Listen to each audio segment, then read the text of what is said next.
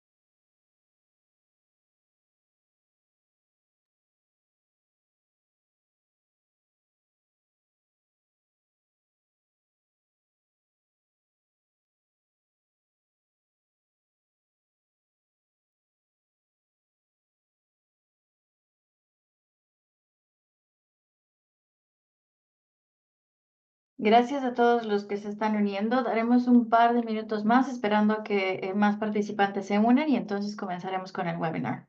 Gracias.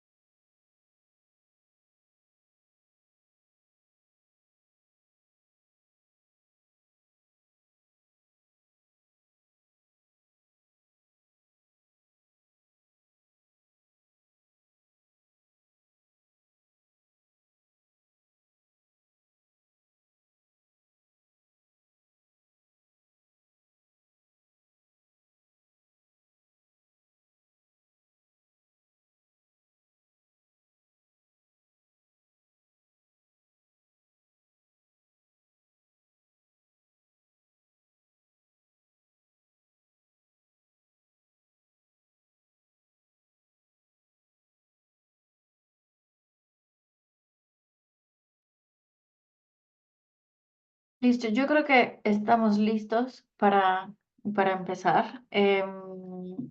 Bienvenidos nuevamente, buenos días, buenas tardes, desde donde quiera que se estén conectando. El día de hoy vamos a hablar un poco sobre las oportunidades y perspectivas en los mercados de carbono, tanto en España y Latinoamérica. Hoy me acompañan mis colegas Aldo Müller de S&P, Michelle de Silvestris y Víctor Escalona, quien es experto en política climática internacional. Vamos a hablar un poco sobre las tendencias, qué es lo que está pasando, qué ha pasado en la región, qué es lo que esperaríamos de cara a la COP. Pero antes de ello, me gustaría darles solo decir algunas, quiénes somos y cuáles son los cambios que ha sufrido EcoAct en el último año. EcoAct oficialmente se convierte en SE Advisory Services, como es una nueva división internacional de consultoría de Schneider Electric. Y gracias a esta evolución podemos ofrecer una mayor experiencia, competencias más amplias y un enfoque integrado para abordar retos más complejos en temas de desarrollo sostenible, energía y digitalización. Em, Siguiente. Si esta es la primera vez que se conectan a uno de los webinars de SE Advisory Services, me gustaría empezar por darles una breve introducción a quiénes somos, qué es el rol que jugamos en el mercado y cuáles son los servicios que ofrecemos. Hemos estado activamente involucrados en el mercado voluntario de carbono desde 2006. Con un enfoque claro en la integridad y en el impacto de nuestros proyectos. A lo largo de los años hemos desarrollado un conjunto sólido de servicios para apoyar a las empresas en su recorrido con el uso de los créditos de carbono, desde diseñar la estrategia hasta adquirir e incluso la inversión directa en proyectos. Nuestra oferta se estructura en torno a 3 servicios principales. El primero es asesoría en créditos de carbono, donde ayudamos a los clientes a diseñar estrategias de compensación creíbles. Segundo, la comercialización de créditos de carbono, ofreciendo acceso a un portafolio de más de 300 proyectos previamente evaluados siguiendo nuestra metodología interna de debida diligencia. Y tercero, inversión en proyectos. Esta es más para las empresas que están listas para involucrarse desde etapas tempranas y contribuir a moldear el mercado voluntario de carbono, contribuir a que crezca a escala. Ofrecemos la oportunidad también de invertir en el desarrollo de esos proyectos, incluso en la creación y estructuración de los mismos. Como parte de nuestra experiencia en el mercado, desarrollamos también una guía del mercado de carbono para ayudar a las organizaciones a simplificar la complejidad y tomar decisiones informadas y creíbles sobre el uso de créditos de carbono. Esta guía, que pueden descargar utilizando el QR code que aparece en pantalla, ofrece una visión práctica y completa desde cómo se desarrollan los proyectos hasta cómo divulgar el uso de créditos de carbono. Hemos diseñado esta guía como un recurso de referencia para deshacernos un poco de todo el ruido que existe alrededor de estos nuevos lineamientos y reflejar nuestra experiencia tanto como desarrolladores de proyectos y también nuestro compromiso con la transparencia, el impacto y la integridad climática. Solo un poco como resumen, ¿qué es lo que pueden encontrar en esa guía? Sabemos que los créditos de carbono se reconocen más cada vez, no solo como una herramienta de compensación, sino como una palanca poderosa para acelerar esa acción climática y hacerla mucho más amplia. Sin embargo, entendemos que el mercado es complejo, que evoluciona rápidamente y a menudo se malinterpreta. Por ello hemos desarrollado esta guía para reducir ese ruido y orientar a las organizaciones sobre cómo participar de manera significativa y estratégica en el mercado voluntario. Primero es importante entender que los créditos de carbono son relevantes, permiten movilizar financiamiento privado para soluciones climáticas que pueden implementarse ahora, especialmente en partes en el mundo donde se necesita mayor financiamiento. Para las empresas, estos créditos ofrecen una forma de ir más allá de la descarbonización interna, abordando emisiones residuales y también alineándose con las expectativas de los inversionistas. Y también es importante mencionar que los beneficios de los créditos de carbono van más allá de las emisiones de carbono. Los proyectos suelen apoyar la biodiversidad, así como otros objetivos de desarrollo sostenible más amplios, como educación, igualdad de género, acceso al agua limpia, energía, entre otros. En la guía presentamos 5 elementos clave. Alrededor de el primero, invertir en proyectos de carbono puede ayudar a compensar emisiones, pero también puede generar un cambio real al financiar innovación y generar esas soluciones de alto impacto. No se trata solo de cómo se desarrollan los proyectos, sino también el papel de las comunidades que éstas juegan y por qué la integridad es importante en cada etapa.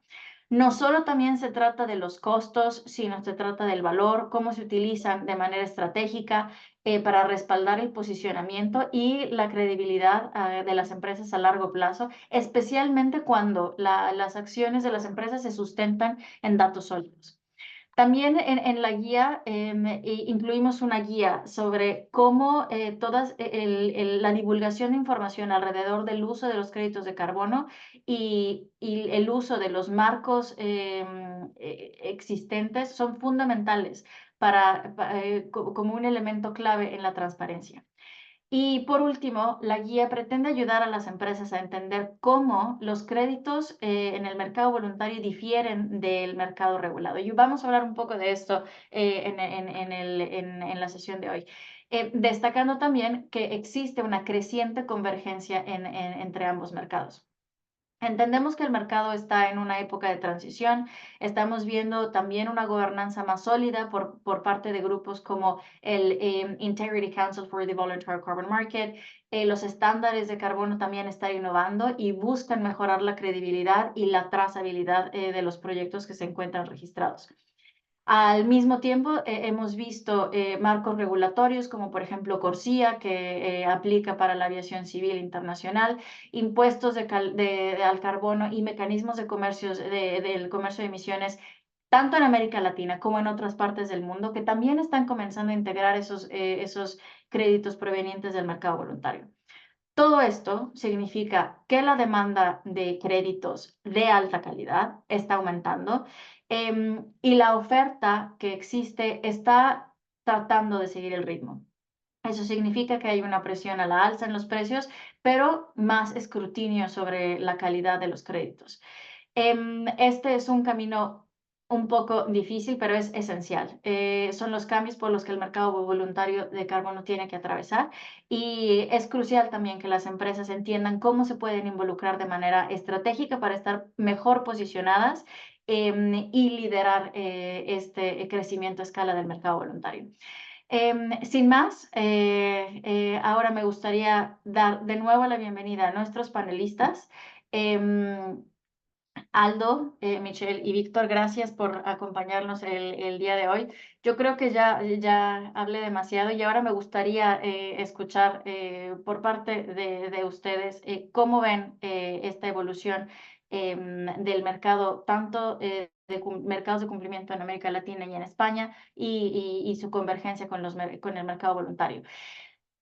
Para ello me gustaría empezar con una pregunta para Aldo.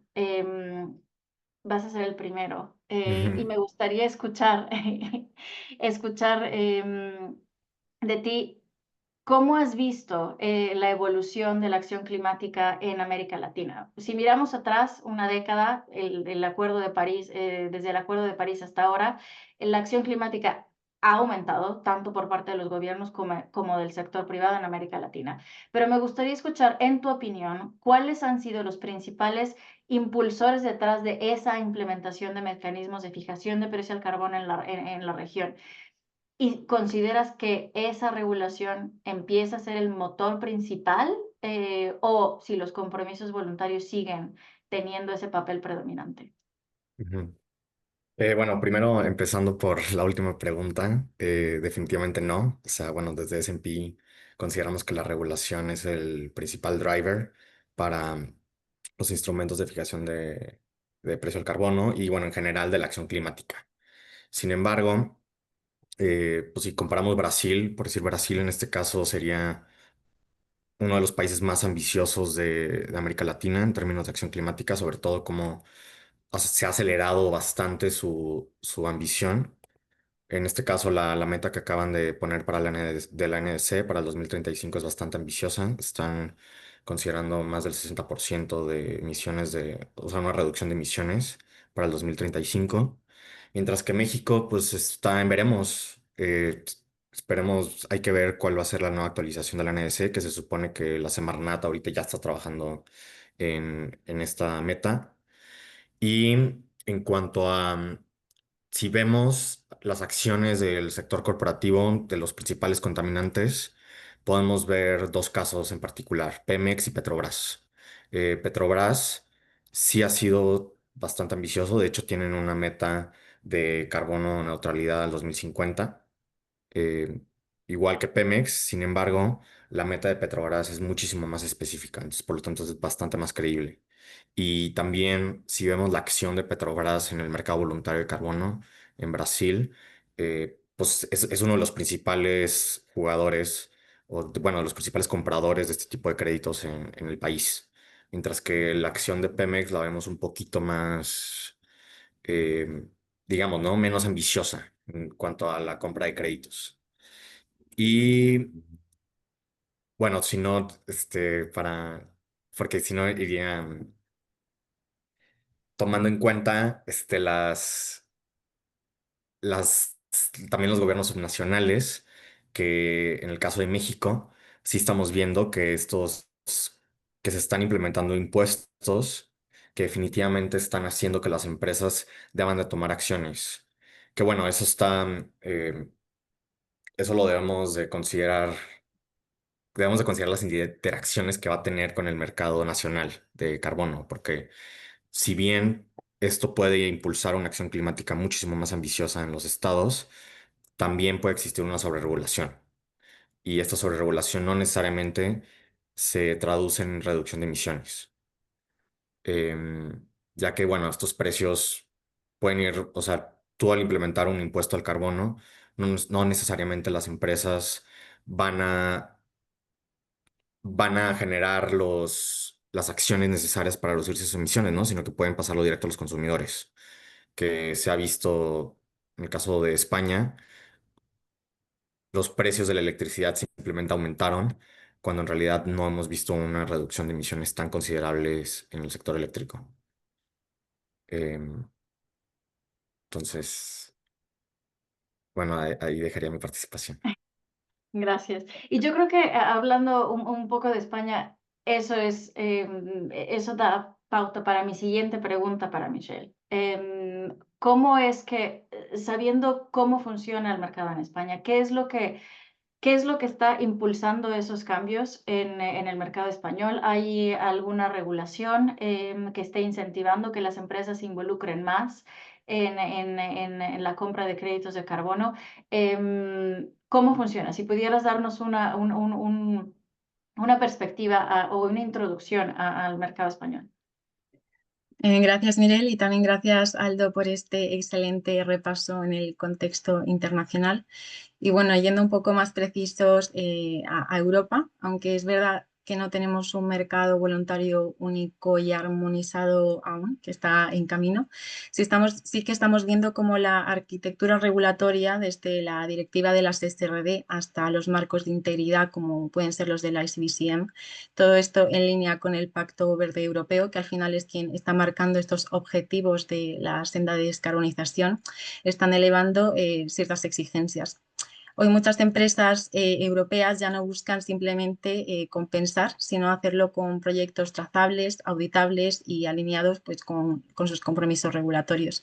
Y eso está impulsando el desarrollo pues, en estándares propios, como hemos visto los que existen ya en Europa, tanto el británico, el español como el francés. Y en este contexto también comentar que España está viviendo una transformación muy interesante. España no ha sido tradicionalmente un centro de generación de créditos, pero esto está cambiando rápidamente. Esto lo vemos en resultados de una convergencia de factores, tanto una regulación nacional más clara, como pasa con el estándar español, que este año ha vuelto a haber una actualización en el Real Decreto donde se enmarcan este tipo de proyectos y también un registro de compensaciones, una demanda empresarial creciente con soluciones locales y de calidad y un contexto europeo pues, que empuja a desarrollar proyectos con altos estándares. España también es verdad que tiene un enorme potencial por su tradición forestal y agrícola, su diversidad de ecosistemas y una capacidad técnica y esto ya se está traduciendo en hechos. Yéndonos un poco más a datos, hay proyectos registrados tanto en el Sistema Nacional del Ministerio de Transición Ecológica y para el Reto Demográfico, como ya estándares internacionales, en este caso por Berra, en la península ibérica, que ha sido un granito que hemos alcanzado este año. Y también comentaros que en estos últimos 3 años se han ido retirando más de 150.000 toneladas de carbono con proyectos nacionales. Para que os hagáis una idea, en 2021 apenas eran 3.000 toneladas retiradas y este año ya superamos las 100.000. Esto es un crecimiento muy significativo. Además, si miramos un poco más a nivel europeo, los tres principales estándares, tanto el Label Bas Carbon en Francia, el Woodland Carbon Code en Reino Unido o el registro español, también demuestran que Europa no solo está regulando más, sino también generando una mayor infraestructura para lo que es el mercado voluntario. Estamos construyendo al final un mercado voluntario robusto en Europa con un impacto local y en sintonía no solo con Europa, sino también con el mercado internacional. Muchas gracias, Michelle. Y es cierto que cada vez vemos mucho más demanda de empresas alrededor del mundo, de buscar proyectos que estén más cercanos a casa, que sean más familiares respecto a sus cadenas de suministro, que se encuentren cerca de donde ellos tienen actividades. Y en muchas de estas ocasiones buscan proyectos en Europa. E históricamente no tenemos esa oferta de tantos proyectos ubicados en países europeos o en países desarrollados, como históricamente sí los hemos encontrado en el sur global.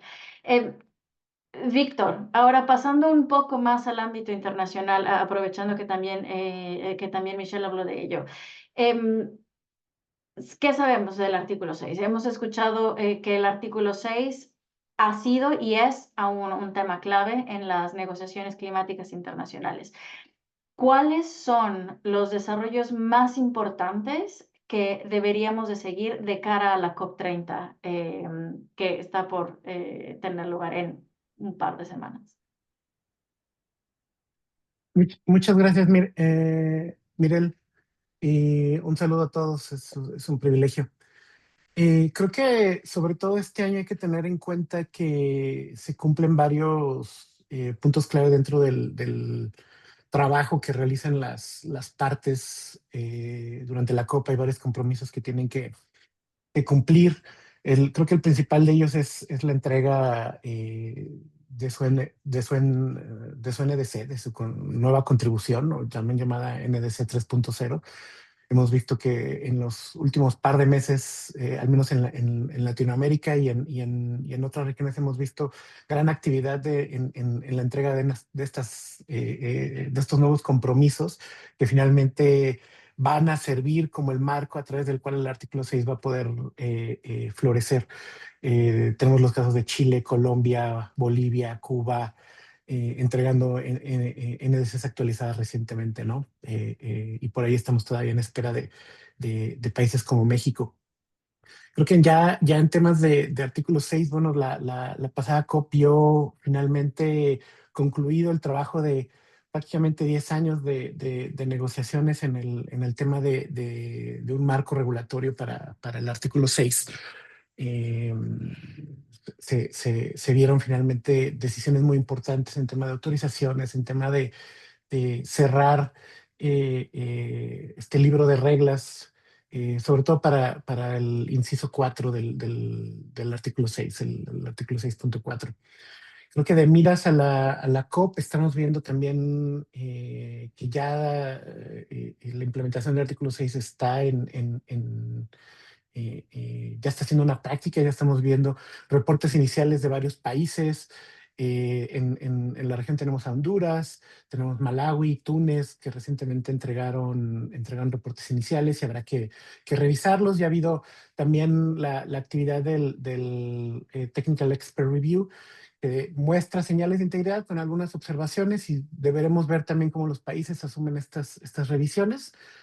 ¿Qué es lo que hay que vigilar desde el lado de los impulsores de proyectos? Todavía estamos esperando las decisiones de algunos países respecto a la transición de actividades que eran del Mecanismo de Desarrollo Limpio hacia el programa de acreditación del Acuerdo de París, el 6.4. Y recordarles que para aquellos que tengan proyectos de reforestación todavía tienen hasta el 31 de diciembre para solicitar esa transición.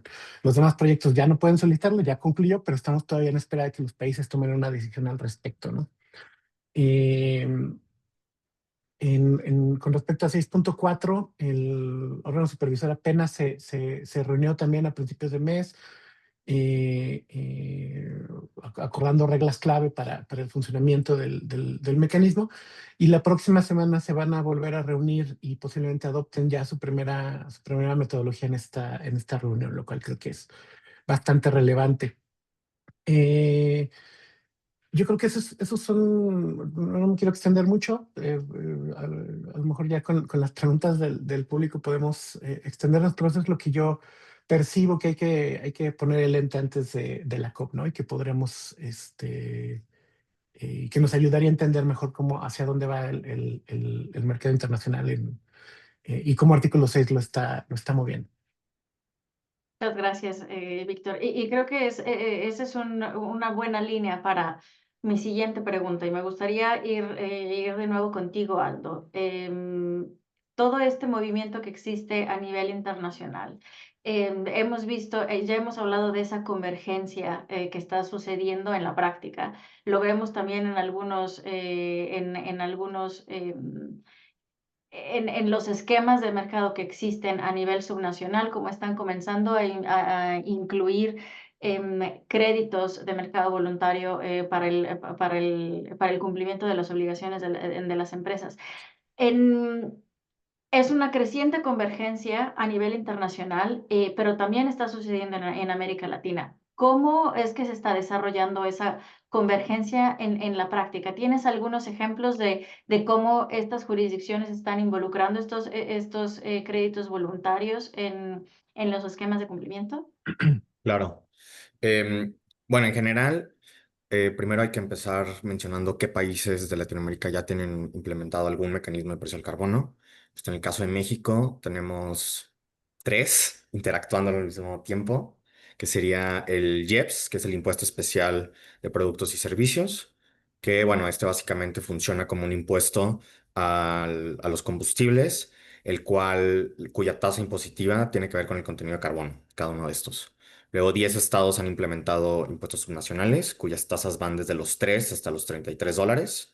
Y cada uno de estos tiene diseños diferentes, y no solamente tienen diseños diferentes, sino que las tasas, no todos permiten el uso de offsets para el cumplimiento. Bueno, el caso más famoso es el de Querétaro, el cual permite hasta el 80% de la compensación de las emisiones, que, bueno, es muchísimo. En este caso, o sea, las empresas pueden. Querétaro es el que tiene el impuesto más alto, de $33, que es, de hecho, es más alto que el precio del carbón en California, que para un país como México, cuyas, bueno, tomando en cuenta ingreso per cápita, tomando en cuenta el nivel el PIB, es bastante, bastante alto. Pero bueno, al permitir que se puedan compensar hasta el 80% de las emisiones, o bueno, en cuanto al cumplimiento de la tasa impositiva, permites a que las empresas puedan adquirir estos créditos, los créditos de carbono a un precio muchísimo menor, pues puedan cumplir con sus obligaciones a un menor costo. Bueno, también Colombia tiene su impuesto al carbono nacional, el cual permite hasta el 50% de la compensación de emisiones. Y Chile también permite la compensación de las emisiones. Y además de eso, bueno, también Argentina tiene un impuesto al carbono que es muy parecido al de México, pero pues solamente, igual, ¿no? Solamente está tasando a los combustibles. Mm. Si nos vamos al sistema de comercio de emisiones de México, el piloto permitía hasta el 10% de la compensación de emisiones. Sin embargo, pues en realidad, como el piloto estaba funcionando, estaba asignando los permisos de emisión sin ningún costo, en realidad no vimos que hubiera un aumento en la demanda de este tipo de créditos. Ahora lo que estamos escuchando, de acuerdo con las declaraciones oficiales de la Semarnat, es que se espera bueno, que el siguiente año el sistema de comercio de emisiones de México va a empezar a operar, y lo que han mencionado es que el mercado voluntario va a jugar un rol muy importante. Se han escuchado que se podrá hasta compensar hasta el 80% de las emisiones. Y bueno, si tomamos en cuenta que el cap, o bueno, el tope de las emisiones del sistema de comercio de emisiones de México del piloto era alrededor de 270 millones de toneladas al año, que si lo consideramos es casi del tamaño del mercado de California. El mercado de California igual, su tope es alrededor de las 300 millones de toneladas al año. Entonces, si estamos considerando el caso de México, ¿no? Si es un 10%, estaremos hablando de que de un año para otro la demanda incrementaría hasta casi 30 millones de créditos. Pero si nos vamos hasta un 80%, pues estaremos hablando de más de 200 millones de créditos que se estarían demandando al año. Lo cual, bueno, dependería del precio del carbono que implementaría el Estado mexicano. Ujú. Que, bueno, tendría que ver con el primero, el precio base, o es más, ni siquiera sabemos qué tipo de mecanismo va a existir. Si va a ser a través de subastas, si va a ser a través de asignación gratuita de permisos de emisión, si va a haber algún esquema mixto. Pero pues, lo que sí podemos ver es que en México se espera un gran aumento en la demanda de créditos el siguiente año, el cual pues, va a estar impulsado por la regulación. Que bueno, Ujú. para los países latinoamericanos este tipo de mecanismos son muy atractivos porque no solamente se alinean a sus metas climáticas, sino que también se desarrollan los mecanismos para financiar sus acciones climáticas. Y no solamente eso, ¿no? Sino que aumentar hasta sus propias metas de recaudación, que México por cierto tiene un problema enorme en términos de recaudación, En- en- ajá, ya. Perdón, entonces, como lo ves, también es una oportunidad para, para aumentar el desarrollo de proyectos en la región, Sí, claro, impulsado por el definitivamente. desarrollo de la regulación. Ajá. Y de acuerdo con las declaraciones de la Semarnat, es que México no va a participar en el artículo 6. Entonces, significa que casi todos los créditos que se generen en México, o bueno, digo, se van a poder vender en el mercado voluntario, pero digamos que los créditos de alta calidad no se van a poder, no se van a poder transferir a través del artículo 6. Entonces, va a tener que ser una demanda nacional. Entendido. Sí. Y creo que mencionaste algo muy interesante sobre los precios y quizás eso también tenga un impacto en los precios de los créditos que se encuentran disponibles en el mercado voluntario. Y yo utilizaría esa para hacerle una siguiente pregunta a Michelle. Porque sabemos que el precio es un factor de diferenciación de los créditos que existen en el mercado voluntario. No es un factor determinante de la calidad, sin embargo, el precio depende en la mayoría de dónde viene ese crédito de carbono.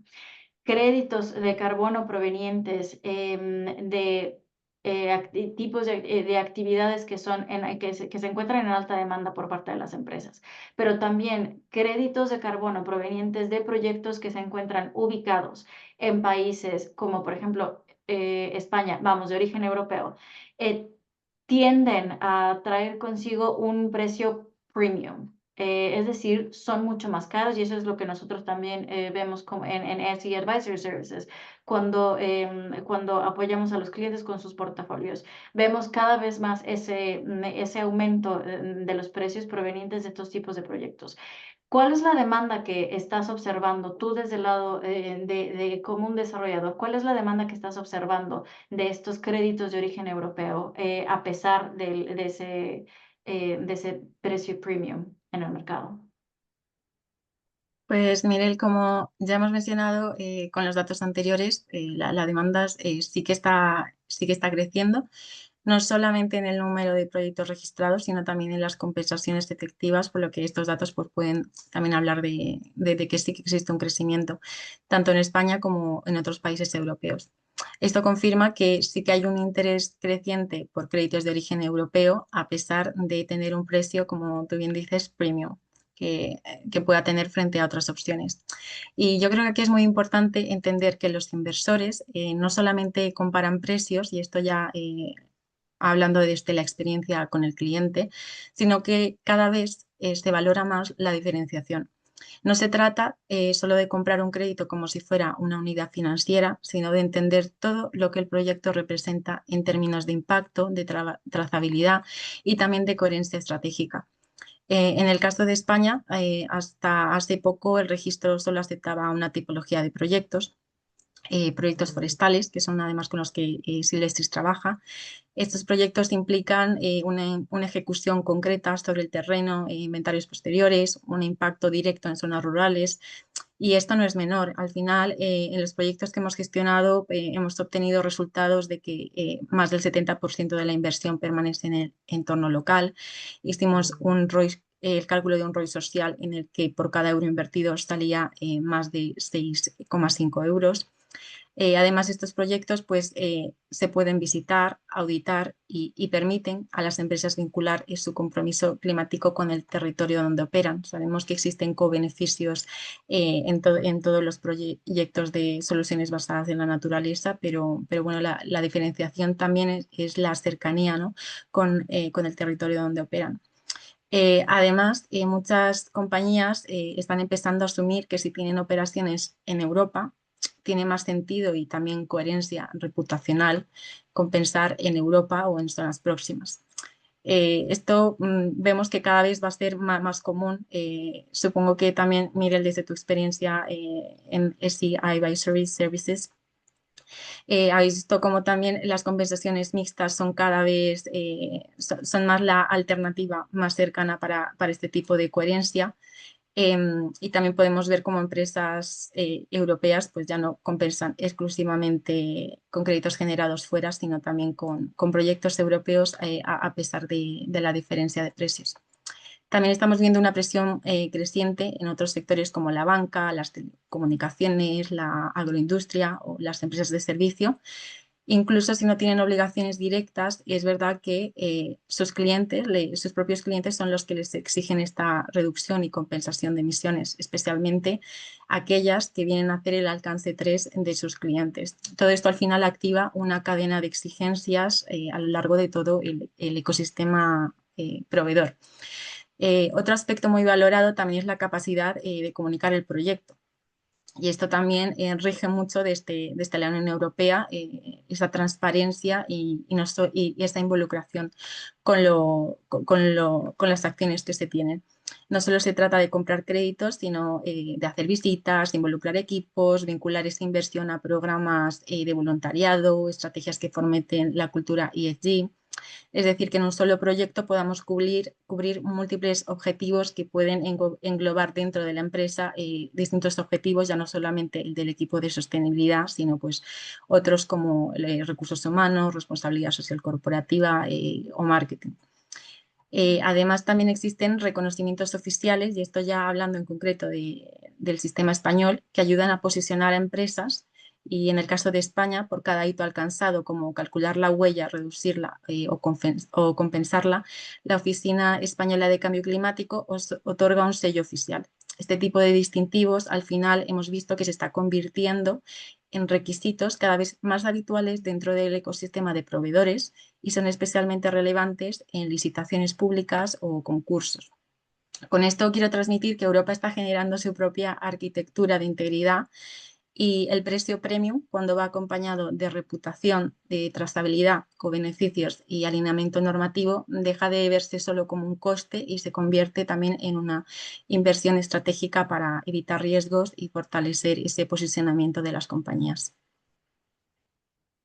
Gracias, Michelle. Y una pregunta en seguimiento a ello. Mencionaste la integridad, la integridad y cómo los desarrolladores están adaptando a estos nuevos lineamientos. En España, ¿cómo funciona? Sí, si bien es cierto que tienen un esquema doméstico para el funcionamiento del mercado, para promover el aumento en el desarrollo de estos proyectos, ¿cómo es que otros desarrolladores en la región están afrontando estos nuevos discursos de integridad, enfocándonos en la calidad de los créditos? ¿Cuáles son las acciones que los desarrolladores están, desde tu punto de vista, cuáles son aquellas acciones en las que están invirtiendo, en las que se están enfocando para garantizar esa calidad y la integridad de los créditos? Pues, por supuesto, siguiendo las actualizaciones del Real Decreto, que, como mencionaba antes también Víctor, desde que van surgiendo modificaciones en el Acuerdo de París, pues también afectan a nivel europeo y también en los estándares nacionales que existen, pues se intenta cada vez mejorar los procesos y adaptar también a nivel de tener un alineamiento para estar preparados para futuros alineamientos internacionales, como bien se ha planteado desde la última COP, un mercado europeo unificado y también dentro de un mercado internacional. Y pues para eso es necesario que como desarrolladores intentemos en la medida de lo posible hacer el trabajo lo mejor que podamos y además que este trabajo no solamente esté alineado dentro del marco nacional con el que operamos, sino también con futuros marcos internacionales. Nosotros desde Silvestris y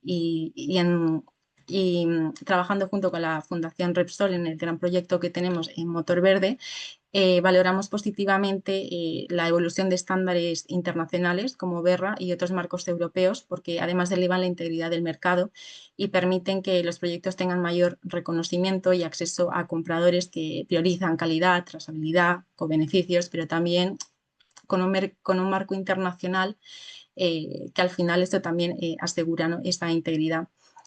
También reconocemos que adaptarse a estos estándares implica esfuerzos adicionales. Nosotros este año hemos alcanzado un gran hito y es que hemos registrado el primer proyecto en la península ibérica bajo una certificación internacional, en este caso con BERRA.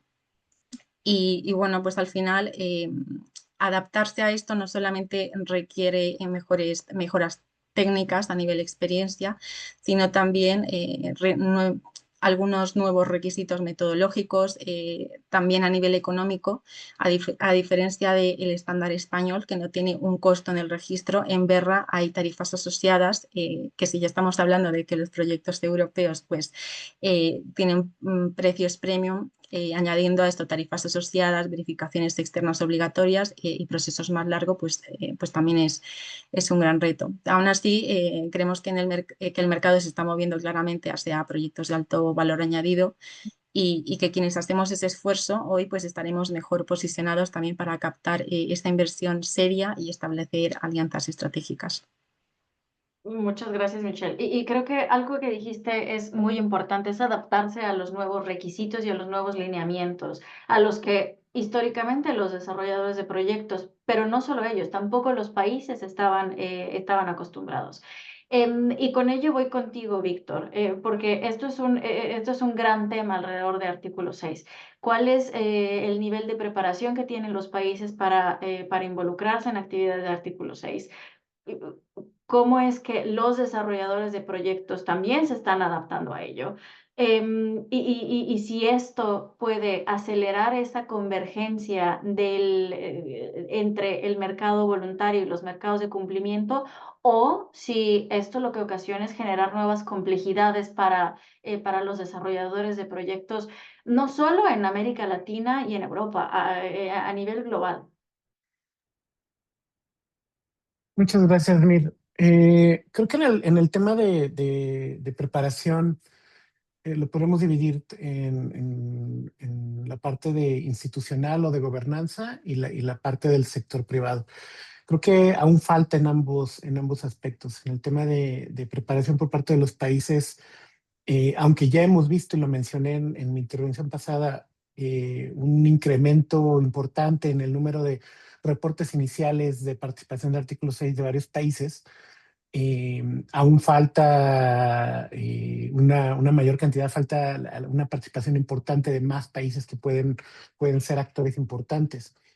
Y del lado del sector privado creo que todavía falta tener claridad de a qué se refieren los diferentes requisitos que está imponiendo este nuevo mecanismo, ¿no? Y ha creado algunas distorsiones entre lo que yo como empresa creo que necesito y lo que en verdad necesito. Entonces, abordando la segunda parte de la pregunta, porque creo que vamos naturalmente para allá, en el tema de la convergencia definitivamente se acelera con la implementación de artículo 6.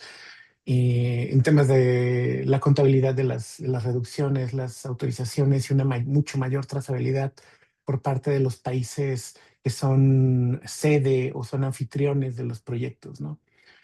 Anteriormente no existía esta trazabilidad, no existía este involucramiento por parte de los gobiernos y ahora se exige, ¿no? Y se demanda también por parte no solamente de las demás partes del Acuerdo de París, sino también de la sociedad civil, de organizaciones sin fines de lucro, de los propios accionistas de las empresas de contar con una mayor trazabilidad y transparencia.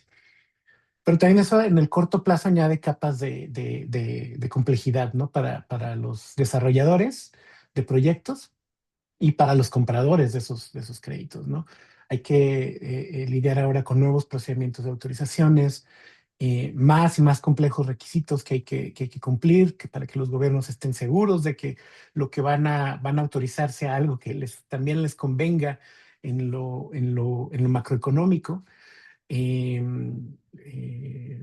por este compromiso que es hacer ajustes a su propio inventario por los créditos utilizados, los diferentes etiquetados que existen a través de las diferentes iniciativas de integridad y finalmente cómo lo voy a usar finalmente ese crédito, ¿no?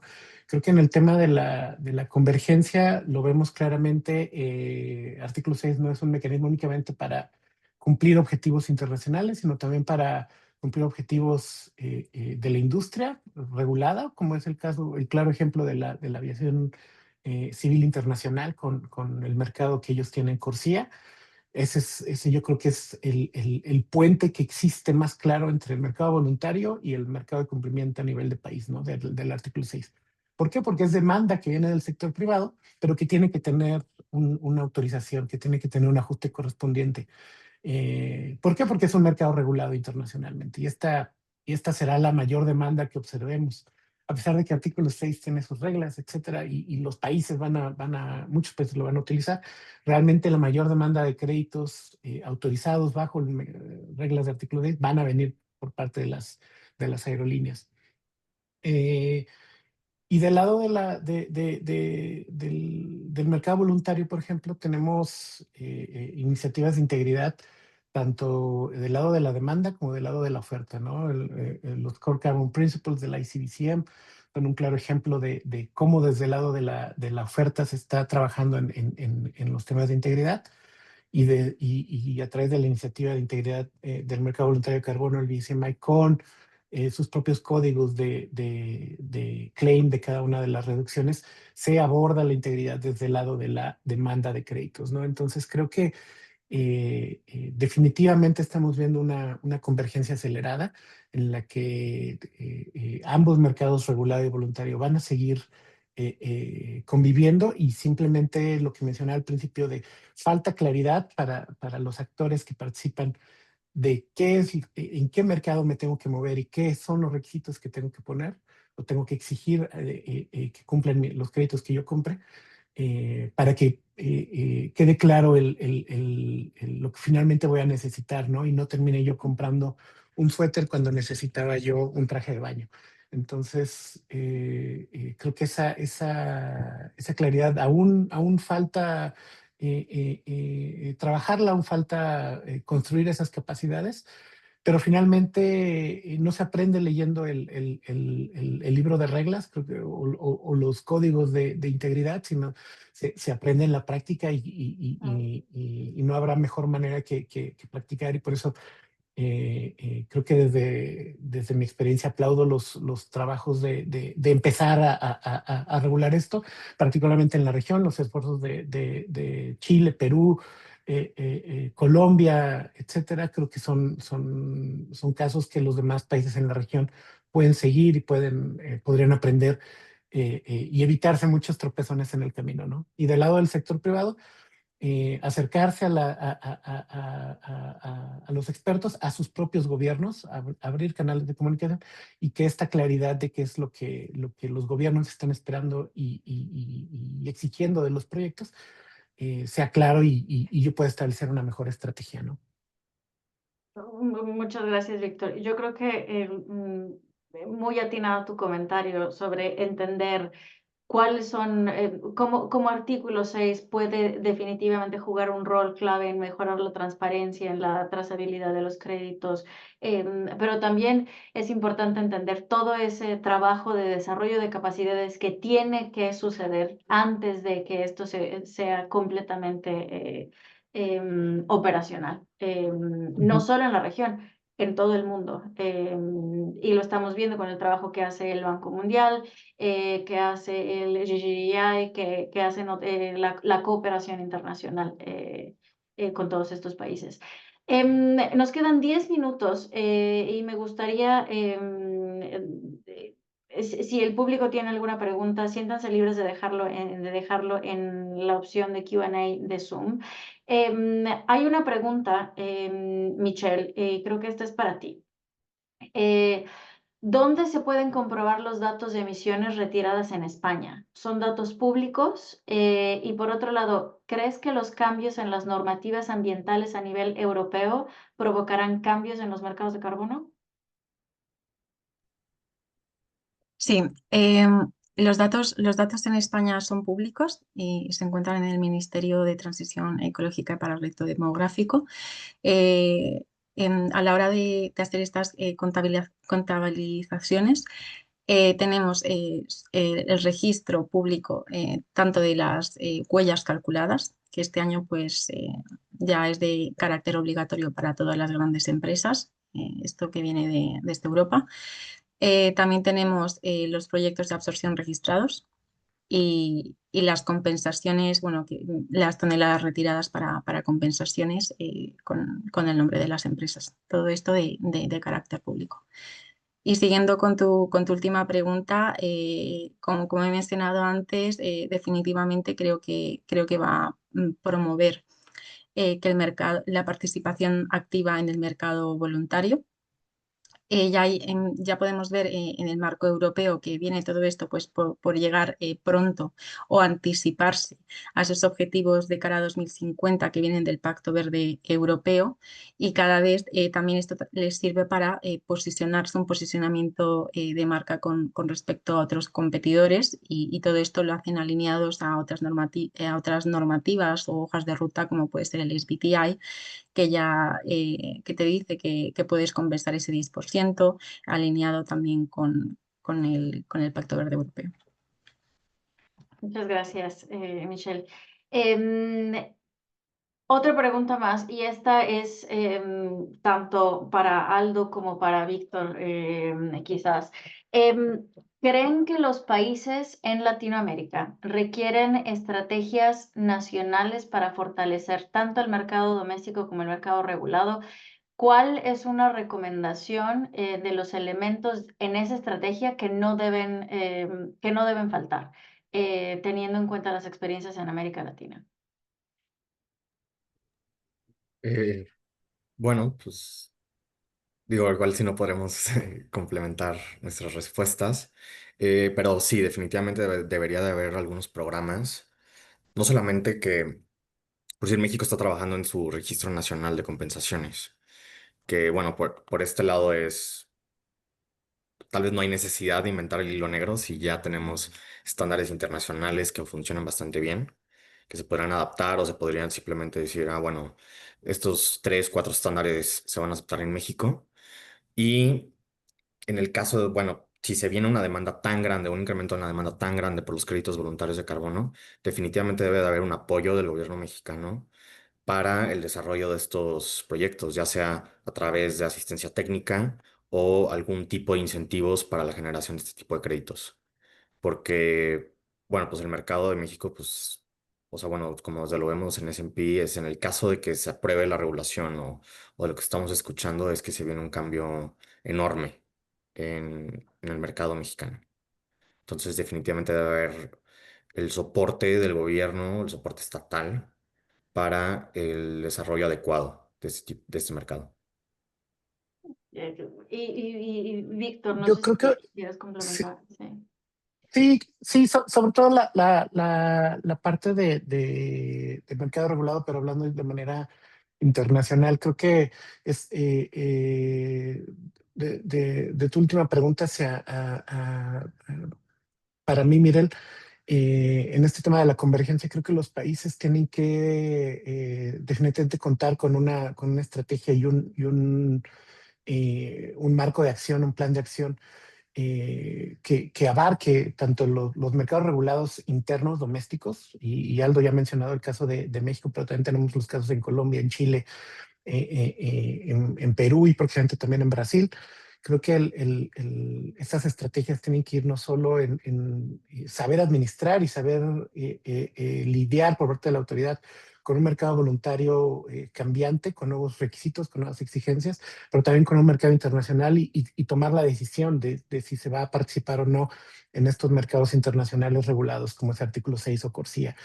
Creo que vale la pena hacer un análisis profundo de cuáles son las prioridades que se tienen como país y en dado caso establecer qué sectores son aquellos en donde conviene participar o no en artículo 6. Creo que los casos de Chile y Perú son ejemplos claros que otros países pueden seguir en el caso de establecer qué sectores son los que van a ser elegibles para poder participar, para poder recibir estas autorizaciones y de esa manera mandar una señal clara a inversionistas, pero también a los actores locales de hacia dónde dirigir esfuerzos en proyectos de mitigación que puedan a lo mejor no ser viables a través del mercado doméstico y los precios naturalmente bajos que se pueden encontrar ahí, pero sí que puedan ser viables para otro tipo de mercados y clientes.